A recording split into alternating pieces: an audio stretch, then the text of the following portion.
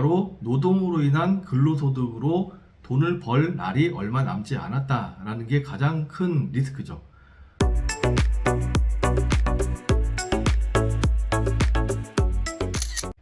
추천하시는 거죠? 예. 만약에 여러분이 이제 30대 초반이다라고 하게 되면 일단 모아놓은 재산이 그렇게 많지가 않습니다. 그리고 월 수입도 적게는 한 200만 원에서 많아도 500만 원을 넘기가 어렵죠. 즉 모아놓은 종잣돈이 그렇게 많지가 않다라는 얘기고, 이 모아놓은 종잣돈이 그렇게 많지가 않을 때는 할 수 있는 게 굉장히 제한적이죠. 세 가지를 말씀을 드릴 텐데, 경매, 공매, 그리고 신탁공매, 이 세 가지를 공부를 하셔서 부동산 투자를 시작하셔라 라는 게 제가 드리고 싶은 말씀이에요. 그런데 이제 경매, 공매, 신탁 공매를 통해서도 이 서울의 뭐 아파트 같은 경우에는 워낙에 금액대가 높기 때문에 좀 불가능하겠죠. 그래서 접근할 수 있는 게 서울의 외곽 지역의 뭐 오피스텔, 빌라, 그리고 수도권의 오피스텔 빌라, 그리고 또 한 가지가 지방에 있는 아파트, 이렇게 이제 세 가지를 여러분들이 공략을 해서 부동산 투자를 시작하시면 좋을 것 같습니다. 예. 그리고 이제 만약에 여러분들이 40대 초반이다 라고 하면 이제 모아놓은 재산이 30대보다는 조금 더 많겠죠. 그리고 월 들어오는 수입도 어느 정도 피크치를 향해서 달려가고 있습니다. 그래서 이때는 40대 초반이라면 두 가지를 추천을 드리는데, 첫 번째가 신축이고 두 번째가 재개발 투자, 서울의 재개발 투자, 이 두 가지를 제가 추천을 드립니다. 첫 번째 말씀을 드리는 신축이라고 하게 되면 모아놓은 재산이 뭐 종잣돈이 한 4억 원에서 5억 원 정도 된다고 하면 일단 서울은 조금 어렵고 수도권이나 광역시 정도에서 다가구 주택을 신축해서 부동산 투자를 하십시오.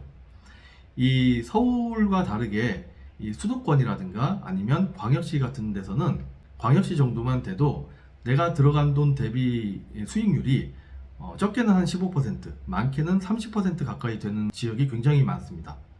예를 들어서 내가 한 5억 원 정도 투자했다라고 하게 되면 1년에 월세가 한 1억 원 정도를 내가 수익으로 갖고 올 수 있는 지역이 예상외로 굉장히 많습니다.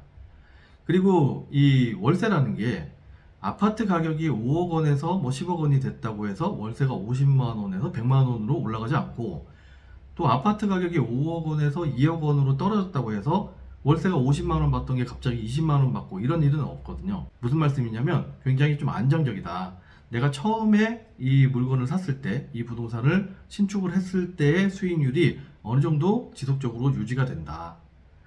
굉장히 안정적이다. 이 말씀을 드리고 싶고, 그리고 만약에 이제 40대 초반인데 신축을 할 여건이 좀 안 된다, 시간이 좀 안 나고 너무 어렵게 느껴진다 라고 하면 이 서울의 재개발 투자를 권해드립니다. 제가 이제 서울이라고 딱 집어서 얘기한 이유가 이 서울과 다른 여타 도시들은 굉장한 차이가 있는데, 그 차이는 바로 그린벨트죠. 이 서울 같은 경우에는 서울을 둘러싸고 그린벨트, 개발 제한 구역이 딱 둘러싸고 있기 때문에 더 퍼져나가지를 못해요. 그러다 보니까 어쩔 수 없이 예전에 오래된 구도심을 철거를 하고 재개발을 해서 아파트를 새로 짓는 것을 할 수밖에 없죠. 그런데 이제 그 외에, 서울 외의 도시 같은 경우에, 예를 들면 이제 대전 같은 경우에 새로 아파트를 지으려고 그러면 더 확장을 할 수가 있어요. 대전 같은 경우에는 서구, 더 서쪽으로 뭐 도안신도시라든가 예전 같으면 유성구 이런 쪽으로 더 확장을 해서 땅값 싼 데를 찾아서 더 확장을 할 수 있기 때문에 구도심을 재개발하는 경우가 좀 굉장히 지지부진합니다. 더디죠. 예전부터 이 대전역 인근에 재개발을 하겠다는 얘기는 굉장히 오랫동안 얘기가 나왔지만 속도가 붙지 않는 이유가 서울과는 다르게 이 확장을 할 수가 있기 때문에 그렇다. 그래서 만약에 여러분이 40대 초반인데 신축할 여건이 되지 않는다, 재개발 투자를 해야 되겠다라고 하게 되면 서울에서 재개발 투자를 공부하셔서 하시는 게 좋겠다라고 생각이 듭니다. 그리고 만약에 여러분이 50대 이후시라고 하면 30대나 40대하고는 굉장히 다른 한 가지가 있습니다.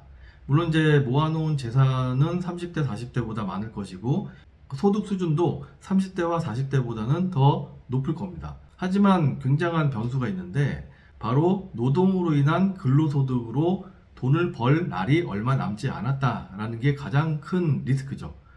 그래서 50대 이후 분들에게는 서울에서의 신축을 제가 권해드립니다. 이 40대에서는 이제 수도권이나 지방 광역시를 제가 신축을 말씀을 드렸지만 이 50대 이후부터는 이 거리의 제약이 있습니다. 그리고 좀 더 안전성에 집중해야 되기 때문에 서울에서 원룸 건물이나 상가 주택을 신축을 해서 고정적인 월세를 받아서 노후를 대비를 해야 되고, 또 이렇게 노후를 대비해서 월세를 받고 있다가 좋은 금액의 매수자가 나타나게 되면 매각을 하고 다시 이 목돈으로 조금 더 상급지로 이동을 하는 작업을 한 2번에서 3번, 많이도 아니고 2번에서 3번 정도만 하게 되면 여러분의 재산이 기하급수적으로 늘어나는 것을 여러분들이 느끼실 수 있을 겁니다.